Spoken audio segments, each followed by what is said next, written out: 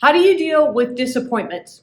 Do you ever feel like the disappointments are to such a level with yourself, with others, with situations that you actually feel like maybe it's just a lost cause?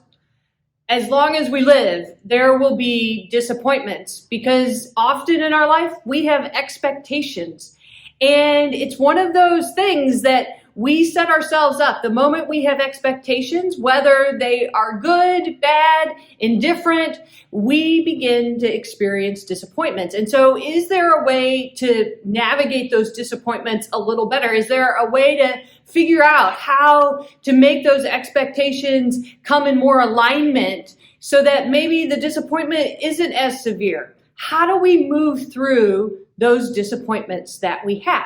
So for today, we are looking at 2 verses out of Jeremiah that kind of give us a couple of ways of looking at it. First, it starts with 8:22, which says, "Is there no balm in Gilead? Is there no physician there? Why then have my people not been restored to health?" All right, so that's the moment of being honest about our disappointments, right? In that passage, why hasn't healing happened? Why isn't there health? Why isn't there something good that's coming? It's that moment of going, here is where I am disappointed in life. Here's where I'm disappointed with myself, with others, and the situation. And do we really understand those disappointments more than I just don't like it? To really kind of examine why we have particular disappointments, why we have particular expectations that set us up for those disappointments, because there are so many other things in life that we don't necessarily have that expectation. We don't necessarily are disappointed when something doesn't work out. And so how do we understand what really gets at us and what really it's never mattered to us? To understand and gain perspective on those things that we hold on to, of those expectations that create the disappointments and why we do that. And then the second step comes in Jeremiah 30:17. It says, "I will restore your health and I will heal your wounds, declares the Lord, because you were labeled an outcast, Zion, the lost cause." All right, so God is now at the center of this conversation. God is at the center and saying, listen, God, I bring healing. I bring health. I have the last word, and Zion, you are not a lost cause. So if you think you are a lost cause, God is saying, nope, that's not the last word on your life.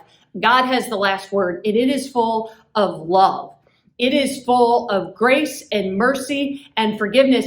And those things are healing.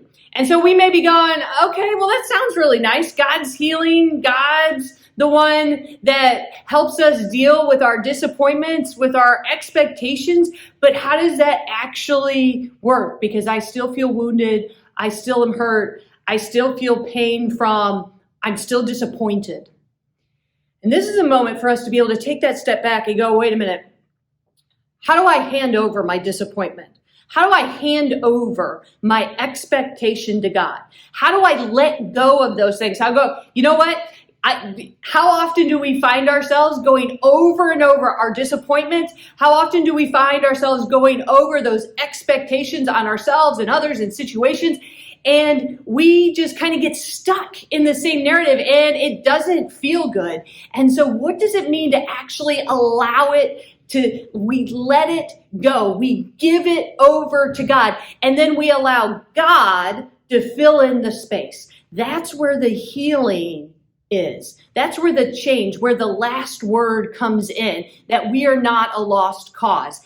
That sense of, all right, so if we're going to hand off that disappointment to God, do we then allow God's love and forgiveness to come into our lives? Do we make room for it by shifting that disappointment, by setting it aside? Do we allow the moment of, okay, I'm going to let this go? Do we get to fill it in then with God's wisdom and perspective as we go, you know what, maybe that wasn't a good expectation to have. Maybe I need to change that expectation. Maybe it needs to be shifted. How do we manage those expectations with God's love and joy, with God's peace, with God's forgiveness, with God's mercy. And so a moment for us to really take stock of those expectations and those disappointments that we have and how we begin to let them go, but then we allow that space to be filled with God's grace, by God's love. And so as you go through those things, how will you decide to let go, to shift, to manage by giving to God and allowing God to fill that space with all of God's goodness? Have a good one.